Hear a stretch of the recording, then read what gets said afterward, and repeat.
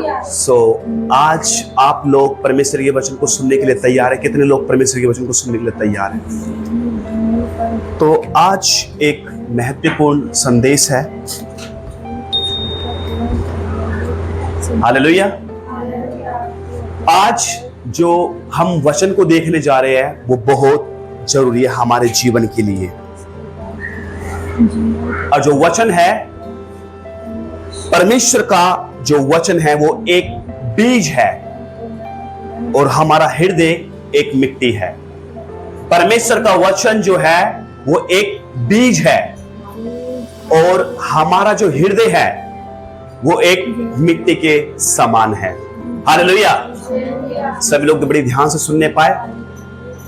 कोई भी शोर शराबत ना करे प्लीज। अगर आपको चेयर चाहिए तो आप दे दीजिए किसी को। मैंने क्या बताया? परमेश्वर का जो वचन है वो एक बीज के समान है और जो हमारा हृदय है, जो हमारा दिल है, वो एक मिट्टी के समान है। हालेलुया। अपने साथ वाले से बोलो कि परमेश्वर का वचन एक बीज के समान है और हमारा हृदय एक मिट्टी के समान है। आज आपको समझ में आएगा कि सच में परमेश्वर का जो वचन है वो क्या है। हालेलुया। मेरे साथ एक वचन को निकालेंगे ज्यादा समय ना लेते हुए। मरकुस रचित सुसमाचार अध्याय 4। मरकुस रचित सुसमाचार अध्याय 4 आयत नंबर 14 और हम 15 पढ़ेंगे एक साथ। तो हमारे बीच में कोई ना पढ़े पीछे से, हमारे बीच में यहाँ पर इस पे हमने बिठा रखा है, पढ़े क्योंकि उनके पास माइक है तो वो पढ़ सकते हैं। तो पढ़ते हैं और बड़े ध्यान से समझना और सुनना क्या है। ठीक है, पढ़िए। जो मार्ग के किनारे के हैं जहाँ वचन बोया जाता है, यह वह है कि जब उन्होंने सुना तो शैतान तुरंत आकर वचन को जो उनमें बोया गया था उठा ले जाता है। आमीन। आमीन। एक बार दोबारा पढ़ दीजिएगा। जो मार्ग के किनारे के हैं जहाँ वचन बोया जाता है, यह वह है कि जब उन्होंने सुना तो शैतान तुरंत आकर वचन को जो उनमें बोया गया था उठा ले जाता है। आमीन। हालेलुया। हालेलुया। यहां पर क्या समझ में आया कि जब परमेश्वर का जो वचन है, जब कहीं बोलते हैं, सही जगह पे अगर उसको नहीं बोया जाता, सही स्थान पर, सही मिट्टी पर, सही जमीन पर अगर उसको नहीं बोया गया तो कोई और उस वचन को चुरा ले जाता है। आज मैं आपको एक सच बात बताना चाहता हूं। आज हम में से भी बहुत से लोगों के जीवन से शैतान ने उन बीजों को चुरा लिया है। परमेश्वर का वचन इतना कीमती है, इतना सामर्थी है, इतना बहुमूल्य है परमेश्वर का वचन। और यदि आज हम इस वचन को सही से अपने हृदयों में संभाल कर नहीं रखते तो याद रखना, शैतान इसको चुरा सकता है।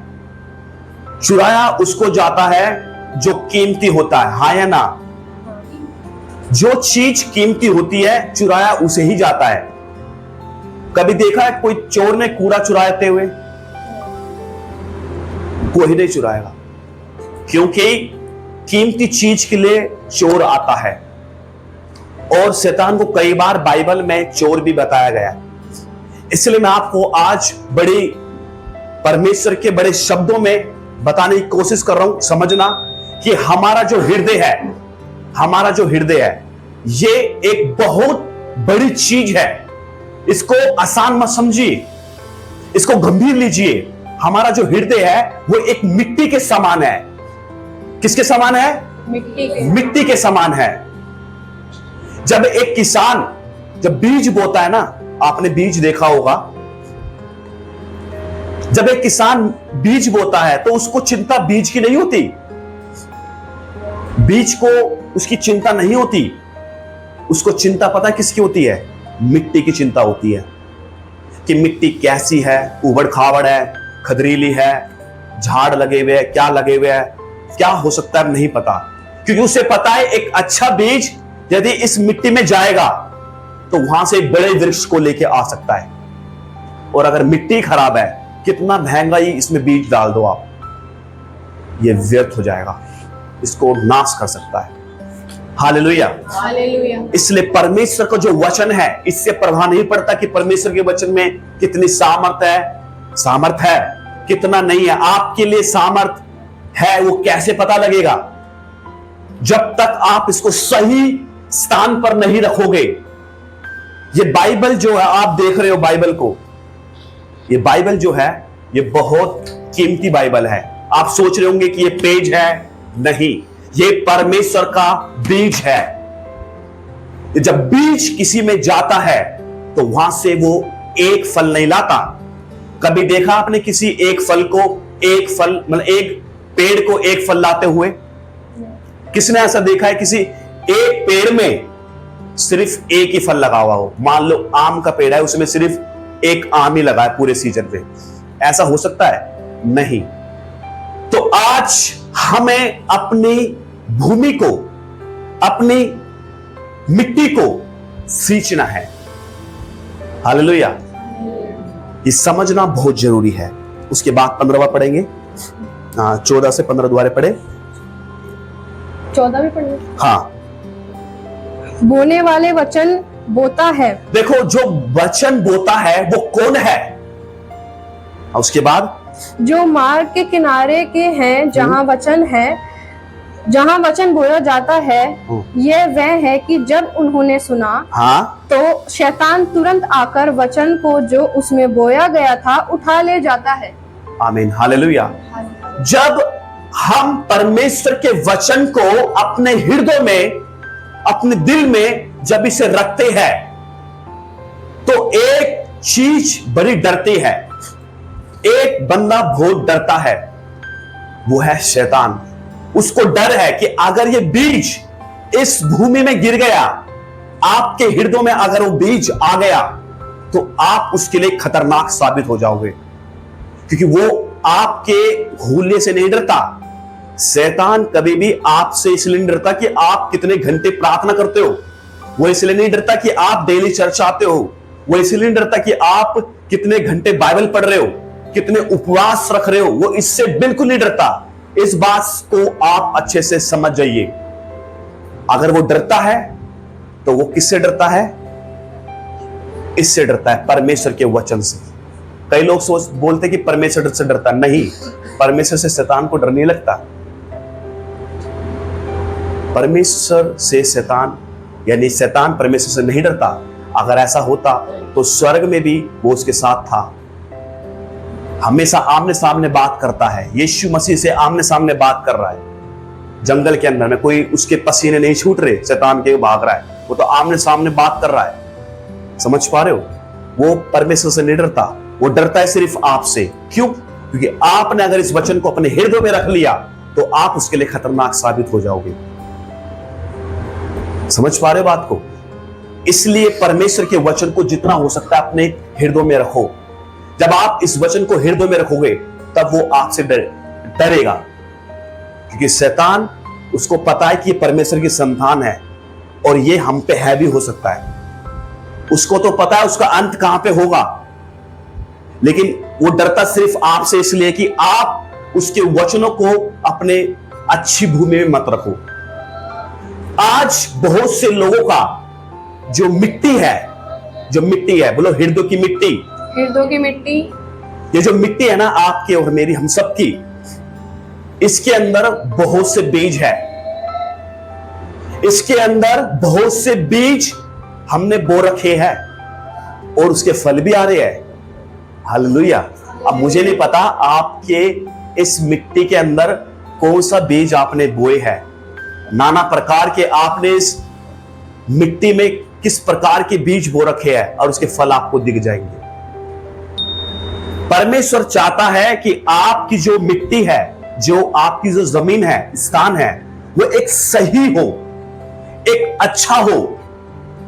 जब एक किसान एक बीज को बोने के लिए जाता है ना, तो उस मिट्टी को बहुत अच्छे से सजाता है, उसकी मरम्मत करता है।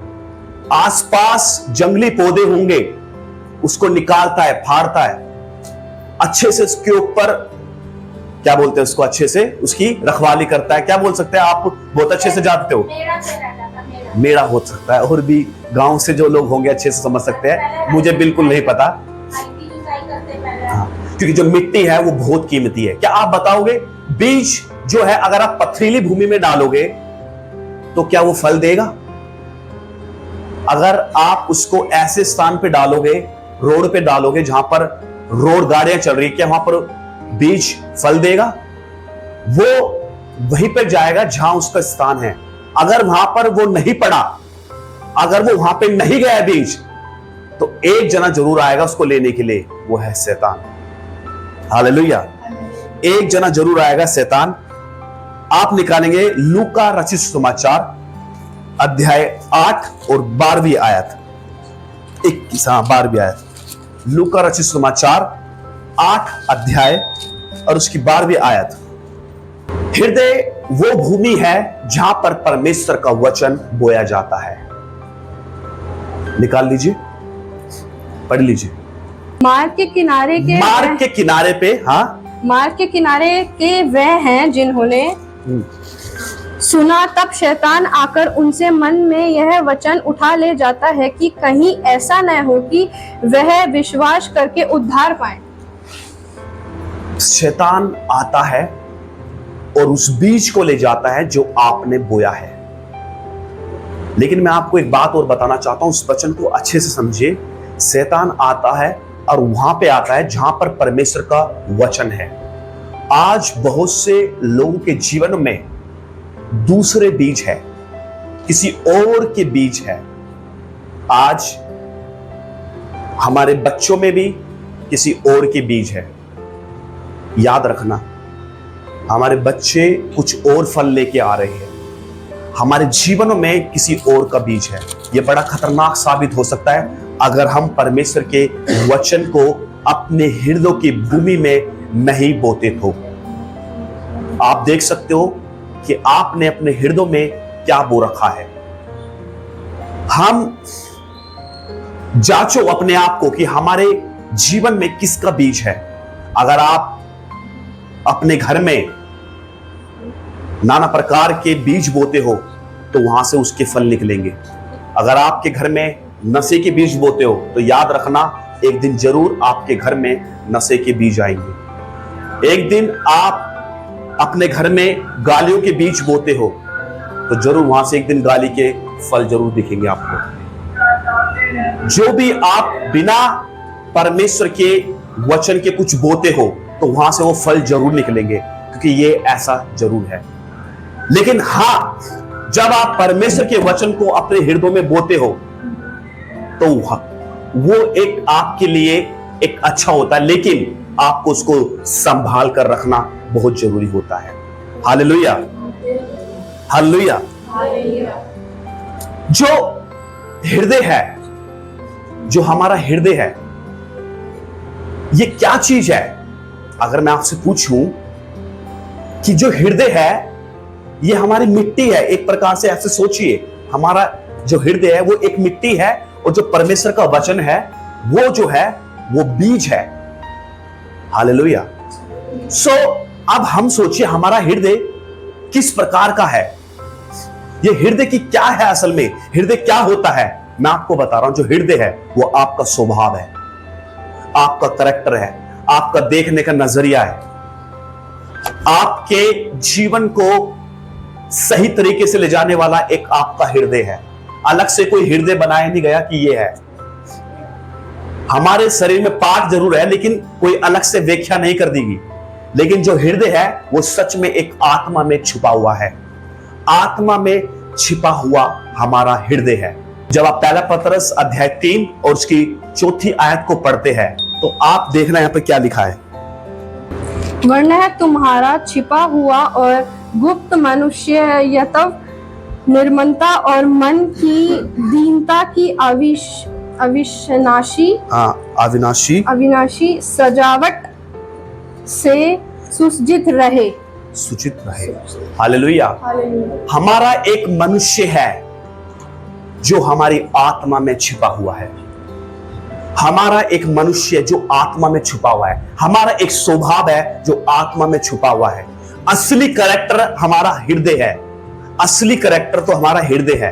हम बाहर से क्या दिख रहे वो नहीं है, अंतर क्या है, हमें अंदर की चीज को बदलना है। ये वचन जब हमारे सही भूमि में जाएगा तो यहां से एक नया फल उत्पन्न होगा, यहां से एक नया वृक्ष उत्पन्न होगा। हालेलुया। मेरे साथ जल्दी से निकालेंगे याकूब की पुस्तक, पूछे 1 अध्याय और 21वीं आयत। बोया गया वचन यह बताता है कि जो बोया गया वचन है वो क्या है। आज अपने बोया जो वचन है, और अगर आप इस बोए हुए वचन को पढ़ रहे हो तो इसको किस तरह से आपको मजबूत करना है वो इसमें दिखाया है। पढ़िए।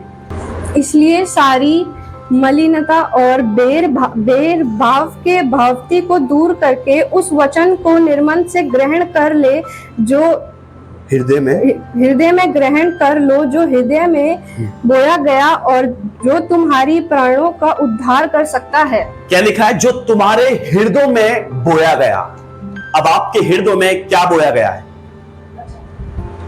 क्या आपको लगता है कि आपने अपने हृदय में वचन बोया है?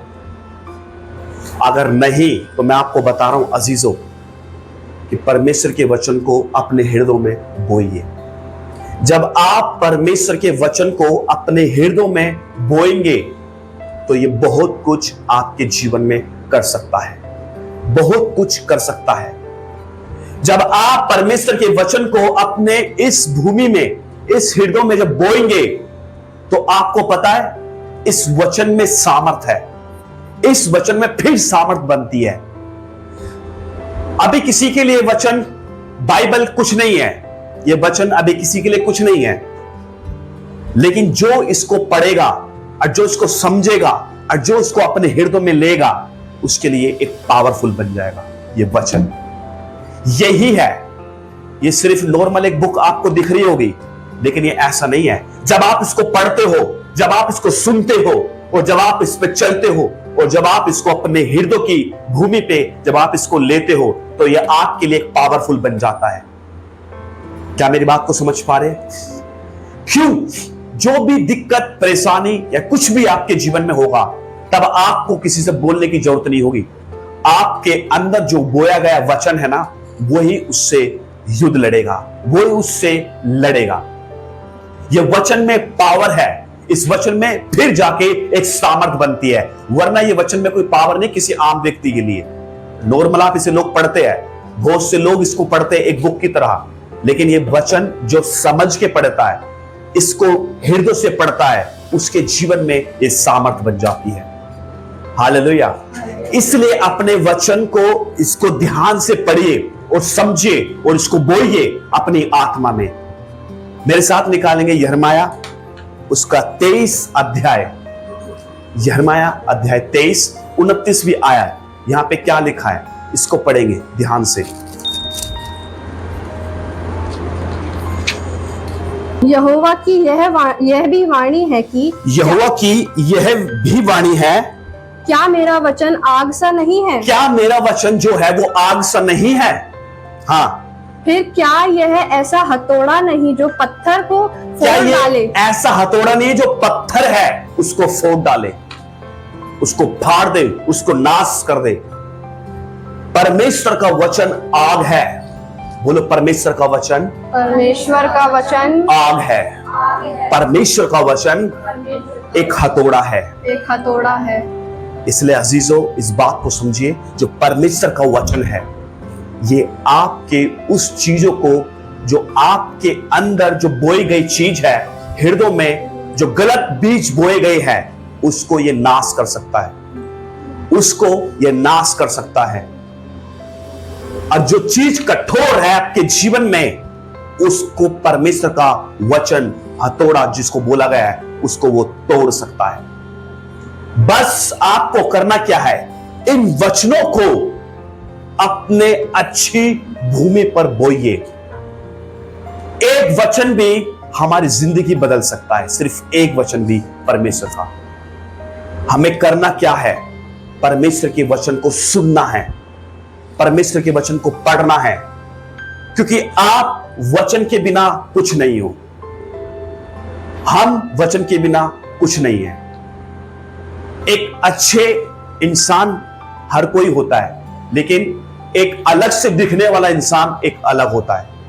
इसलिए जब आप परमेश्वर के वचन को पढ़ते हो और समझते हो, तो आप इस पे अपनी काम को कर रहे हो। इस भूमि को अच्छे से सजाना है।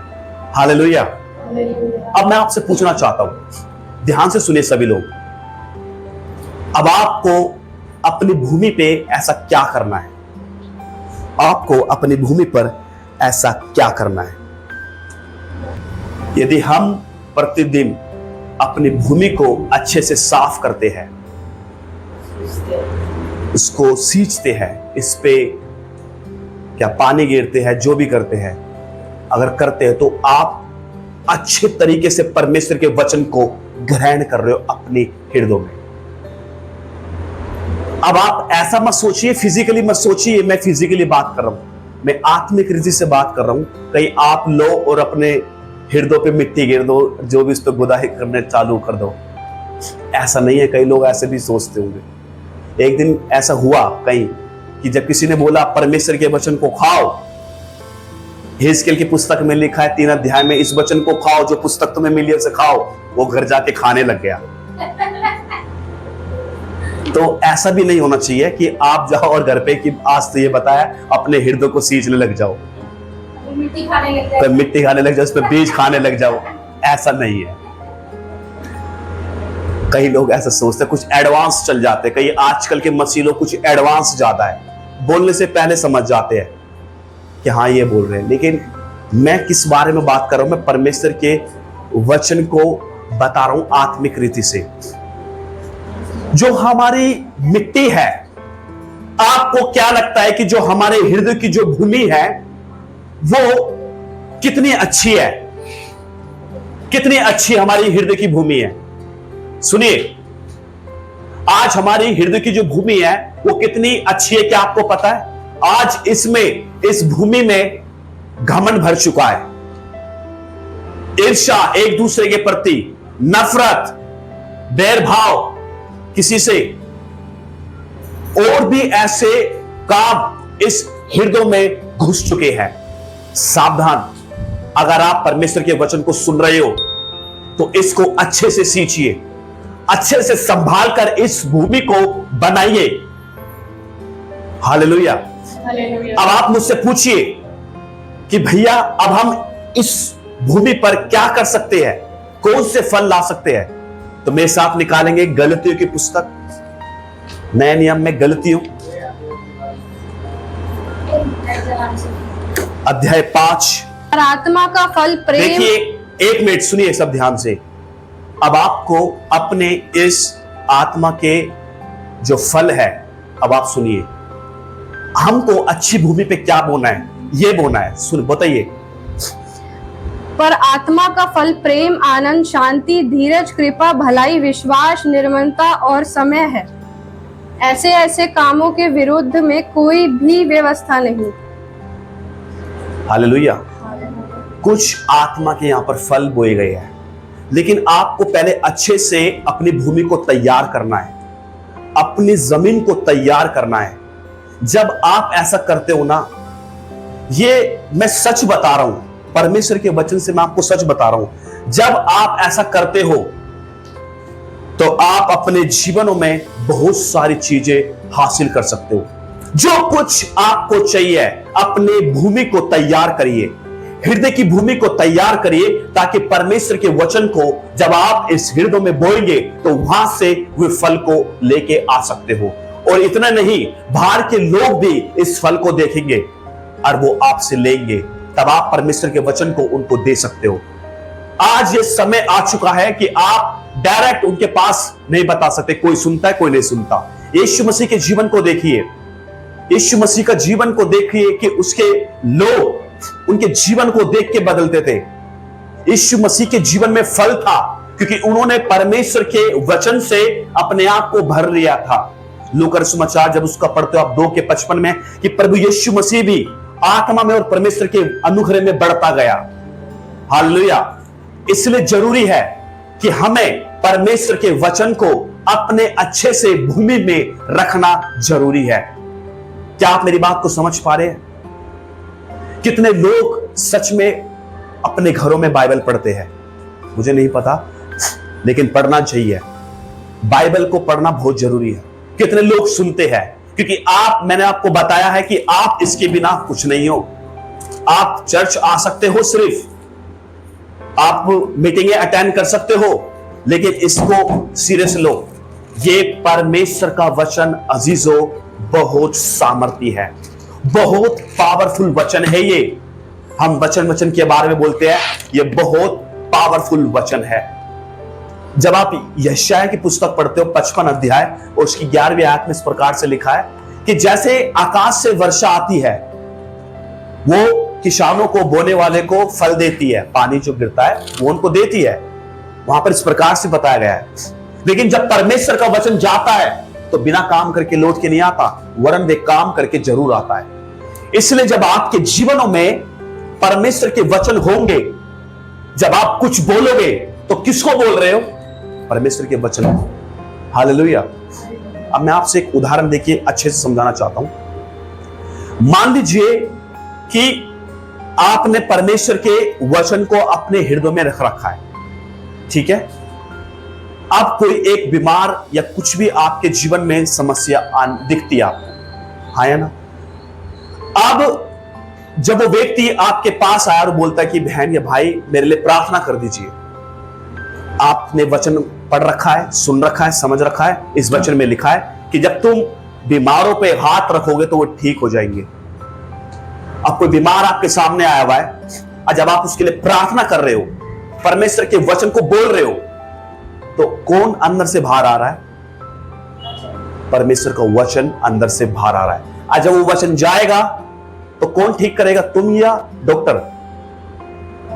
परमेश्वर का वचन। इसलिए हमेशा, आज एक दिन का काम नहीं है ये कि सोचो कि चलो संडे चर्च खत्म हो गया, अब चलते, उठाओ और चलते अब सीधा घर की ओर, और हम सीधा परमेश्वर के वचन को बोलते। आपको कंटिन्यू लगातार इस वचन को बोलते रहना जरूरी है, क्योंकि जो बीज है, बीज की क्वालिटी नहीं है। क्वालिटी किसकी है? एक जमीन की, एक भूमि की। आप कितना महंगा ही कर लो, मैंने बताया ना कि आप इसको 2-2 घंटे, 3-3 घंटे पढ़ लो, कुछ नहीं हो सकता, कुछ भी नहीं होगा। आप 10 घंटे ही पढ़ लोगे ना इस बाइबल को, कुछ नहीं होगा।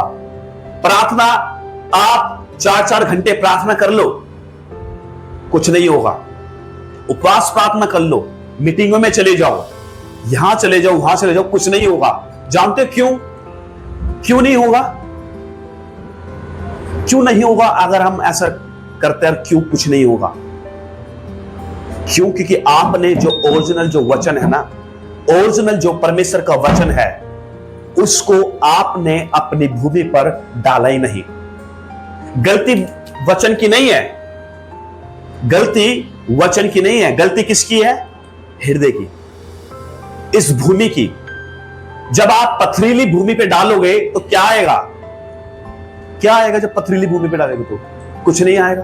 रोड पे गिरोगे तो क्या आएगा? कौवे आएंगे उठाने के लिए, चिड़िया आएंगी उठाने के लिए। लेकिन जब आप इसको सही स्थान पर गिरते हो, जहां इसका स्थान है, वचन का जहां स्थान है, जहां इसकी मंजिल है, जब आप उसको वहीं पे गिरते हो, तब वहां पे कुछ आ सकता है। हालेलुया। हालेलुया।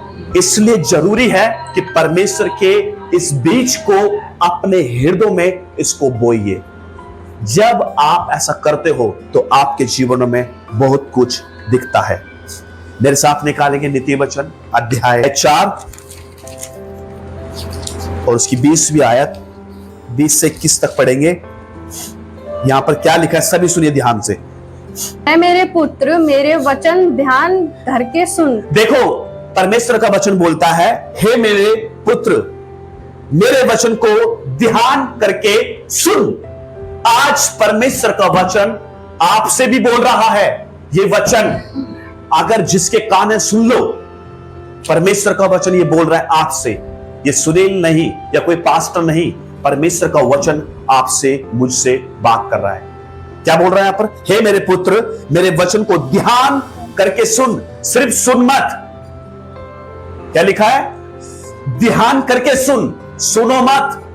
आज बहुत से लोग सुन तो रहे हैं लेकिन सो रहे हैं। हमें हालेलुया, सुन तो रहे हैं लेकिन ध्यान कहीं और है। घर में क्या चल रहा होगा, बाहर क्या चल रहा होगा। इसलिए जब मैं कुछ पूछता हूं तो लोग बता नहीं पाते हैं, बोल नहीं पाते हैं। ध्यान करके सुनो, क्योंकि अगर आपको कुछ चाहिए तो भैया नहीं देंगे, ये वचन देगा आपको, क्योंकि इसी में जीवन है। आपको फिर से बोल रहा हूं, जब परमेश्वर के वचन को सुन रहे हो, अभी भी कोई भी कहीं पे भी हो, इसको ध्यान करके सुनिए। उसके बाद और अपना कान मेरी बातों पर लगा। आप सुनिए, अपने कान को परमेश्वर के वचन की ओर लगाए। जैसे यहां पर कोई और बोल रहा है तो सुनो ध्यान से, और अपने कान जो बोल रहा है वहां पे लगाओ। डिस्टर्ब बिल्कुल मत हो परमेश्वर के वचन में, क्योंकि आप कितने भी साल हो जाए, मैं अगर पूछ लूं आपसे, एक बात जो मेरे अंदर आ रही है और मैं बोलना चाहता हूं। इतने साल हमें हो गए हैं लेकिन हमारे जीवनों में वो फल अभी तक नहीं दिख रहा होगा परमेश्वर के वचन का। ये रियलिटी है। ऐसा नहीं है कि हर कोई, बहुत से लोग के जीवन में परमेश्वर के वचन का फल दिख रहा है, लेकिन आज मसीहियों के जीवन में परमेश्वर के वचन का फल नहीं दिख रहा। ये बहुत गलत बात है।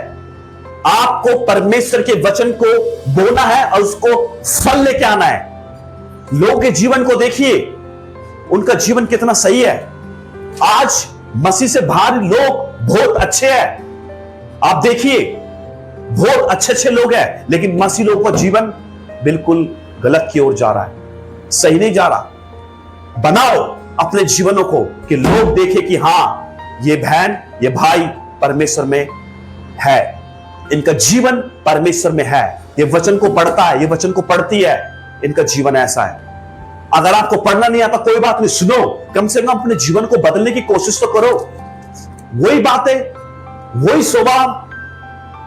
मैं आपको एक सोच बोलना चाहूंगा, शायद ये गलत नहीं है लेकिन सही है, और बुरा लगेगा कोई बात नहीं, लेकिन मैं आपको बोलना चाहूंगा। क्यों? क्योंकि आप एक परिवार, हम एक परिवार है।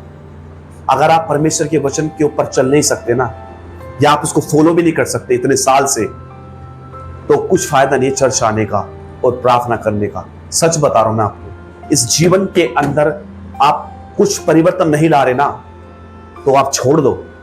पहले आप जो काम में फंसे हो उस काम को करके आ जाओ। यही सही तरीका है, क्योंकि आप परमेश्वर के वचनों को इतने सालों से सुन रहे हो। कोई 10 साल से, कोई 15 साल से, कोई 20 साल से, कोई 5 साल से, कोई 1 साल से, और आपके जीवन बदल ही नहीं पा रहा, वही सेम। तो मैं आपसे पूछ रहा हूं, इतने साल में क्या आपने बाइबल का एक बिंदु भी अपने अंदर नहीं रखा? सिर्फ एक बिंदु भी। वो पूरी बाइबल नहीं बोलता, परमेश्वर का वचन बोलता है। सिर्फ राई के दाने का एक वचन भी आपके अंदर नहीं गया अभी तक। एक राई के दाने का भी वचन आपके अंदर नहीं गया, एक बिंदु नहीं गई। अगर जाती ना, तो शायद आपका जीवन आज जैसे है ऐसे नहीं होता। मैं आपको ये नहीं बोलूंगा कि आप 10 घंटे प्रार्थना करो, मत करो। मैं ये बोलूंगा कि आप 1 घंटा बाइबल पढ़ो, दिल से पढ़ो, अच्छे से पढ़ो, और इस वचन को अंदर रख लो।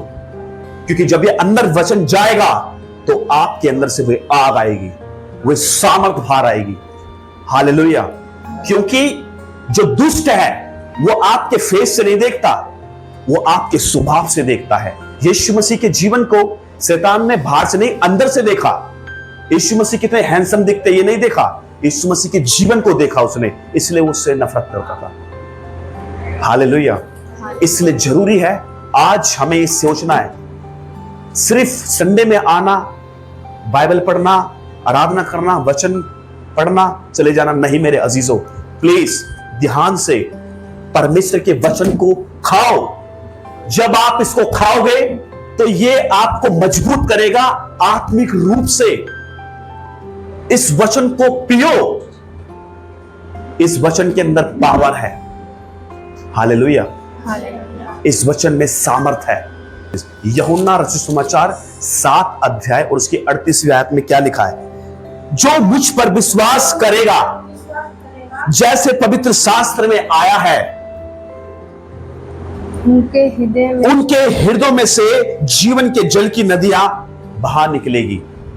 उनके हृदय में से जीवन की जल की नदियां बाहर निकलेगी। अगर आज आप परमेश्वर के वचन को खाते हुए पीते हो तो आपके जीवनों में से जीवन के जल की नदियां बाहर निकलेगी। लोग, प्यासे लोग आपके पास आएंगे और बोलेंगे हमें भी दो ये वचन। जब आप परमेश्वर के वचन को खाओगे तब लोग आपके पास आएंगे, भूखे लोग जो भूखे होंगे। मैं आपको बोल रहा हूं और ये चैलेंज करता हूं, परमेश्वर के वचन को मात्र सिर्फ 3 महीने, ज्यादा नहीं, सिर्फ 3 महीने आप इस वचनों को पढ़ लो और इस पे चलने लग जाओ। आप इस दुनिया में अगर अलग ना दिखो ना, तब आप मुझे बताना। इस दुनिया की छोड़ दो, आपके जीवनों में वे काम आपको दिखने लग जाएंगे, सामर्थ्य काम, क्योंकि वचन में पावर है, इस वचन में सामर्थ है। जो लोग आपको बोलते थे ना आप कुछ नहीं कर सकते, इस वचन में घुस जाओ सब कुछ छोड़ के, आपको खुद ही पता लग जाएगा। हालेलुया। जिन्होंने इस बाइबल को उठाया ना, उनको परमेश्वर ने उठाया है दुनिया के सामने। आज हम कई लोग बाइबल पकड़ के भी कहीं बाहर नहीं जा सकते हैं, शर्म आती है। आस पड़ोस में भी हम परमेश्वर की बातें नहीं करते, शर्म आती है। नहीं, परमेश्वर का वचन जीवित है, इसको पकड़ के रखे। हम चर्च में भी अपने मुंह को नहीं खोल पाते, साथ वाले गाना गा रहे हम नहीं गा पाते। क्यों? क्योंकि आपका मुंह बंद कर दिया है। आपकी जो शर्म की जो आत्मा उसने बंद कर दिया, उसने बांध दिया। क्योंकि जब परमेश्वर का वचन किसी के अंदर जाता ना तो जंजीरें टूट जाती है और आप हम तुम तो चुप रहते हैं, चर्च में शब्द नहीं बोल पाते। क्यों? जब हम बोलते कि प्रार्थना करो मुंह खोल के, तो कोई प्रार्थना नहीं कर पाता। क्यों? क्योंकि दुष्ट ने जो है वो बांध दिया है पूरी तरह से। इसलिए मैं आपको बोल रहा हूं, जब वचन आप खाओगे, इस वचन को जब पियोगे, तब आपके जीवनों में वो बंधन, श्राप सब टूटते नजर आएंगे। Hallelujah, hallelujah. उसके बाद क्या लिखा नीति वचन में जब हमने पढ़ा था?